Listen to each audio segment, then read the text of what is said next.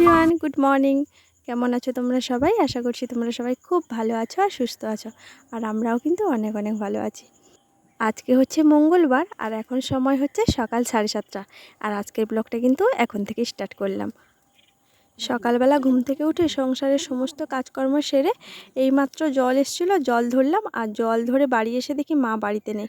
লক্ষ্য করলাম দূর থেকে মা হচ্ছে আমাদের যেখানটায় অনেক সবজি চাষ করা হয়েছে সেইখানটায় শাক তুলতে এসছে। তো বর্ষার জন্য না সমস্ত গাছগুলো সব টাটকা টাটকা হয়ে গেছে আর অনেক বড়ও হয়েছে আর অনেক সবজিও ধরেছে। তো মাকে অনুসরণ করে সোজা একদম চলে আসলাম এখানে। আর এখানে এসে পুরো না আমার চোখটা একদম জুড়িয়ে গেল।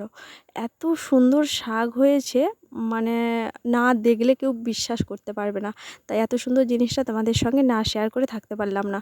এই তো 2-3 দিন আগে মনে হয় মা শাক তুলেছিল, তোমাদের সঙ্গে শেয়ার করছিলাম, যেটা খেয়ে বাবার শরীর খারাপ হয়ে গেছিলো। তো আবার দেখো এই 2-3 দিন পরে আবার এত সুন্দরভাবে শাক হয়ে গেছে।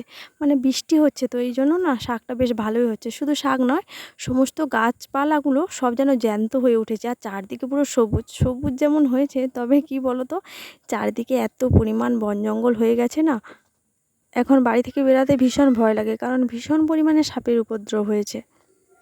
আজকে রোদ ছিল না ঠিকই, তবে গরম ছিল ভীষণ, জানো তো।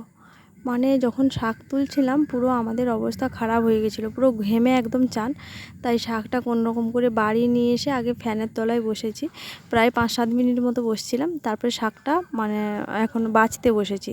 শাকে যদিও পোকা ছিল না, কিন্তু ঘাস প্রচুর পরিমাণে ছিল, মানে যেমন তেমন করে তো শাক তুলেছি। তাই শাকটা বেশ ধৈর্য সহকারে বেছে ঢাকা দিয়ে দিয়েছি। আর 2-3 দিন ধরে শ্যাম্পু করেছিলাম, মাথায় তেল নেওয়া হয়নি। তো আমার একটা বাজে অভ্যেস আছে, কি বলো তো, মাথায় যতক্ষণ না আমি তেল নিচ্ছি ভালো করে, মানে আমার ভীষণ পরিমাণে মাথা যন্ত্রণা করে। ওই জন্য স্নান করতে যাওয়ার আগে ভালো করে মাথায় একটু তেল মেখে নিয়েছি, তারপর স্নান করতে গেছিলাম, দিয়ে মাথায় একটু জল ছিটিয়ে নিয়েছি। এখন বেশ মাথাটা আরাম লাগছে, জানো তো। এইভাবে তোমরা একবার করবে, দেখবে তেল মেখে মাথায় একটুখানি জল নেবে, তাহলে দেখবে বেশ আরাম লাগে। তো স্নান টান করা হয়ে গেছে আর তারপরে এখন ঘরে চলে এসেছি। আর ঘরে এসে ঘরের অবস্থা তো পুরো নাজেহাল অবস্থা, মানে কোনো জিনিস জায়গা মতো নেই, সব জিনিস যে যা জায়গা মতো করে দিয়ে চুলটা আঁচড়ে নিচ্ছি। এবারে হচ্ছে যাব ঠাকুর পুজো করতে। মানে সকাল থেকেই বৃষ্টি হচ্ছিল না, এখন আবার দেখছি কি ফোঁটা ফোঁটা করে বৃষ্টি হচ্ছে। এই যে ওয়েদারটা ভীষণ বাজে ভীষণ বাজে, এই রোদ এই বৃষ্টি এই মেঘ এই রকমই হচ্ছে কয়েকটা মাস ধরে এই রকম। বিশেষ করে এই শ্রাবণ মাসটা যা ঢুকেছে এই রকমই হচ্ছে। মানে এই মেঘ করছে, এক্ষুনি দেখছি রোদ বেরিয়েছে, ঠিক 5 মিনিটও যাবেনি, মেঘ পুরো অন্ধকার করে আবার বৃষ্টি হচ্ছে। মানে এই শ্রাবণ মাসটাই এই রকমই হচ্ছে দেখছি, যা শ্রাবণ মাস পড়েছে তখন থেকে। তো যাই হোক, দেখো এদিকে কিন্তু আমি পুজো টুজো করে নিয়েছি, তারপর চলে এসেছি একদম রান্নাঘরে। আর সেই যে শাক তুলেছিলাম সকালবেলা, কেটে ধুয়ে দিয়ে গেছিলাম। মা বলছে কি কালকে তো স্কুলে রান্না করতে গেছিলো, যা ভাত নিয়ে এসেছিলো রাতের বেলা আর কেউ খায়নি, তো ওই ভাতে জল দিয়ে রেখে দিয়েছিলাম। এখন ওই ভাতটা মা আর আমি দুজনে মিলে খাবো। তো একটা কথা তোমাদের সবসময় বলি যে পান্তা ভাত আমাদের সহ্য হয় না। সেদিনও ভাত খেয়েছিলাম পান্তা ভাত, একদম সন্ধে করে ভাত খেয়েছি, আজকেও আবার সেই পান্তা খাচ্ছি। মানে খাওয়ার ইচ্ছে ছিল না, এত সব হচ্ছে দেখে আর লোভ সামলাতে পারিনি, ভাবলাম যাকে মায়ের সঙ্গে আমিও একটু খেয়ে নেব। তো এখন দেখো বড়ি ভাজা করছি, আর ওই যে শাকটা কেটে ধুয়ে রেখে দিয়েছিলাম, এখন ওটাই ভাজা করব। আর আজকে জানো তো একটু অন্য রকমভাবে ট্রাই করব। মানে সবসময় আমি যেভাবে শাক ভাজা করি ঠিক ওইভাবে নয়, অন্যভাবে। আমি অন্যান্য যাদের ব্লগ ভিডিও দেখি তারাও যেভাবে করে আমি সবসময় দেখেছি ওইভাবে ওদেরকে করতে, কিন্তু আমি নিজে কখনো ট্রাই করিনি। তো আজকে ওইভাবে ট্রাই করে দেখবো যে ওইভাবে করলে কেমন লাগে খেতে। তো আজকে মাকে সকালে বলছিলাম যে মা ওইভাবে করলে তুমি খাবে তো? তো মা তখনই বলছিল যে হ্যাঁ একবার করো, ওইভাবে করলে ভালো লাগে। এই জন্য না আজকে কি করেছি দেখো, সবার আগে শাক না দিয়ে আগে তেল দিয়ে দিয়েছি।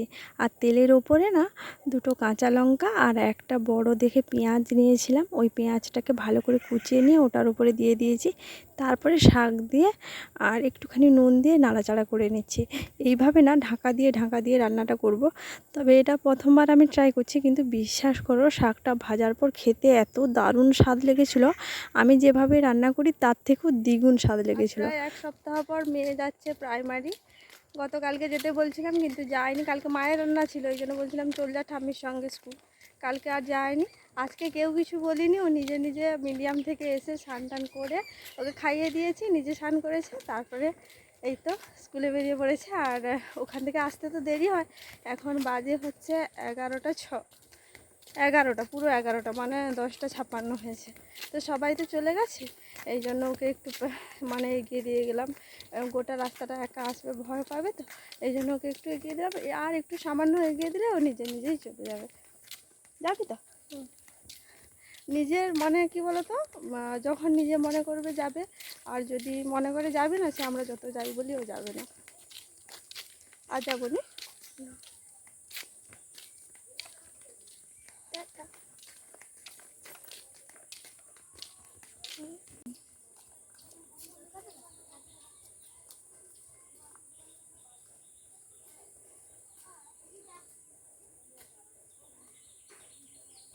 সকালবেলা যে শাক তুলছিলাম, স্নান টান করে পুজো টুজো করে শাক ভাজা করে সবে মাত্র পান্তা ভাতটা খেতে বসেছি আমি আর মা।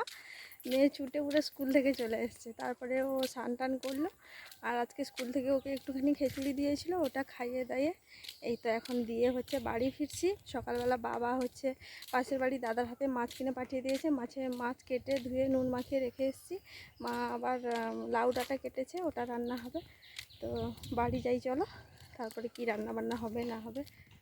তো দেখো এখন চলে এসেছি রান্নাঘরে। আর জানো তো, গত দুদিন ধরে তো বাড়িতে নিরামিষ চলছিল, সেই রবিবার থেকে বাড়িতে আমিষের কোনো পাত্তাই ছিল না। রবিবার তো ছিল গুরু পূর্ণিমা, আর সোমবার তো ছিল শিবের বার। এই কারণেই দুদিন ধরে বাড়িতে নিরামিষ চলছিল। আর আজকে মঙ্গলবার, ওই জন্য বাবা না একদম সকালবেলা পাশের বাড়ির দাদা হচ্ছে গেছিলো বাজার, ওর হাতে সকালবেলা মাছ কিনে পাঠিয়ে দিয়েছে। আর আমরা তো কেউ জানতামই না, আর ও তো আমাদেরকে এসে বলেও নি, আর আমাদের বাড়িতে মাছটাও দিয়ে যায়নি। এই জন্য তোমাদের দাদাভাইকে ঘুম থেকে ডেকে তুলে বাজার পাঠিয়েছি। আর আজকে মঙ্গলবার মাংস হবে না, একদম বুধবার দিনকে মাংস হবে। তো ও যখন বাজার যায় তখন বাবা বলল যে মাছ কিনে পাঠিয়ে দিয়েছি। ওই জন্য তোমাদের দাদাভাই আর বাড়ি আসেনি, দোকানে থেকে গেছে। আর আমি আবার মানে যে দাদার হাতে মাছ কিনে পাঠিয়ে দিয়েছিল তার কাছ থেকে গিয়ে মাছ নিয়ে আসলাম। মাকে একটুখানি লাউ ডাঁটা কাটতে বলেছিলাম, কারণ 2-3 দিন ধরে না ফ্রিজে ঝিঙে রয়েছে। আর লাউ ডাঁটা দিয়ে ঝিঙে, কাঁচকলা, আলু, পেঁপে সমস্ত কিছু দিয়ে একটুখানি পাতলা ঝোল করব। তাহলে কি হবে বলো তো, বাবা ভালো খাবে, কারণ বাবা এটা খেতে ভীষণই ভালোবাসে। আর 2 দিন ছাড়া তো বাবার শরীর খারাপ হয়ে যায়, তাই তো ওটা তো ঝোল হবে আর মাছের ঝাল করব। আর কি বলো তো, সকালবেলা যে শাকের ভাজা করেছিলাম মা আর আমি খেয়ে নিয়েছি, আর তোমাদের দাদাভাইয়ের জন্য সরিয়ে রেখেছি, আর বাবা তো খাবে না, বাদ দিয়ে দাও। তো দেখো তোমাদের সঙ্গে কথা বলতে বলতে এদিকে আমার রান্নাবান্না কমপ্লিট। ওখানে রয়েছে মাছের ঝাল, এখানে রয়েছে ঝোল, আর ওদিকে ভাত রয়েছে। তারপরে সবাই খেয়ে নিয়েছে, তোমাদের দাদাভাই খালি বাকি ছিল, ও দোকান থেকে এসে ও খেতে বসেছে। এখন বিকেল 4:30 কি 5টা হবে। সবাই যে যার কাজে বেরিয়ে চলে গেছে। তোমাদের দাদাভাই দোকান চলে গেছে, বাবাও দোকান চলে গেছে, মা তার মার কাজ নিয়ে ব্যস্ত। আর আমিও এইমাত্র ঘুম থেকে উঠে পড়েছি। ঘুম থেকে উঠে আগে ঘরটা ঝাড় দিয়ে দিচ্ছি। ঘর ঝাড় দিয়ে বাইরে জামা কাপড় রয়েছে, কারণ জামা কাপড়গুলো ওই তো 2-2:30টার দিক করে রোদে দিয়েছি। কারণ কি বলো তো, সকাল থেকে তো বৃষ্টি হচ্ছিলাম, মাঝখানে যদিও একটুখানি রোদ বেরিয়েছিল, আমি না আর দিতে যাইনি, কারণ রান্না করতে বসছিলাম। যদি বৃষ্টি হয় তাহলে তুলতে পারবো না, যেটুকু শুকেছে সেটুকু ভিজে যাবে, এই জন্য আর দিচ্ছিলাম না। তারপরে সমস্ত কাজকর্ম গুছিয়ে ওই তো 2টোর দিক করে রোদে দিচ্ছিলাম। আর এখন দেখছি বেশ জামা কাপড়গুলো শুকিয়ে গেছে। তো এখন ঘরটা ঝাঁটিয়ে নেব, তারপরে গিয়ে হচ্ছে জামা কাপড় তুলবো। আর আজকে সন্ধ্যের দিকে একটুখানি চাপ রয়েছে, কি চাপ রয়েছে সেটা তো অবশ্যই তোমাদেরকে দেখাবো। এখন আগে জামা কাপড় কটা তুলে নিই। আর যা বৃষ্টি পড়েছে জানো না, আমাদের যে জামা কাপড় মিলি দড়িটায়, ওটাতে প্রচুর পরিমাণে লাল পিঁপড়ে হয়েছে। তো ওই জন্য দেখো জামা কাপড়গুলো ভালো করে বারবার করে ঝেড়ে নিচ্ছি, নাহলে পরার সময় না গায়ে কুটকুট করে কামড়াতে থাকে। সন্ধে হলো, সন্ধে দেখানো হলো, তারপর সেই যে ঝামেলার কাজ নিয়ে বসেছি। মানে ওই যে তাল নিয়ে এসেছিলো মেয়ে, যে তালটা নিয়ে এসেছিলো ওটা তো পচে গেছে। মা আবার আজকে গিয়ে 2টো তাল নিয়ে এসছে। কতদিন থেকে বলছিল ঠাম্মি তালের বড়া খাবো, তালের বড়া খাবো। তো ওই জন্য মা এখন ওটা নিয়ে বসছে। আর আমার না আজকে সকালবেলা শাক কাটতে গিয়ে হাতটা কেটে গেছে, ওই কারণে আমি আর ওগুলো করতে পারিনি। মা হচ্ছে তালটা নিজেই বার করেছে, আর এখন এইটা করতে বসেছে। এটা আমি পারি না নয়, এটা আমি পারি, কিন্তু মা আমাকে করতে দেয় না। এইগুলো খেতে আমি ভীষণ ভালোবাসি, কিন্তু কি বলো তো, ওই তেলটার জন্য না মাঝে মধ্যে এগুলোকে অ্যাভয়েড করে চলি। মানে এগুলো খেলে আমার শুধু শরীর খারাপ হয়ে যায়, ভীষণভাবে অ্যাসিড হয়ে যায়। এই জন্য এগুলো সবসময় একটু কম খাই। আর এখন যে রান্না হচ্ছে না, মেয়ে ঝোঁক করছিল ঠিকই, দু একটা খাওয়ার পর বলছে মা আমি আর খাবো না। আর আমারও সেই সেম অবস্থা। বিশেষ করে পিঠে জিনিসটা না বাসি খেতে ভালো লাগে, সকালবেলা খেতে ভীষণই ভালো লাগবে।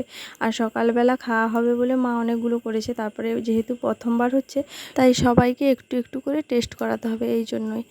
তো চলো আজকে ভিডিওটা এখানেই শেষ করছি। সবাই ভালো থাকবে, সুস্থ থাকবে আর সাবধানে থাকবে। আর আজকে ব্লগটা তোমাদের কেমন লেগেছে অবশ্যই কিন্তু কমেন্ট করে জানাবে। আর যদি ভালো লেগে থাকে লাইক কমেন্ট শেয়ার করে দেবে। সবাইকে টাটা।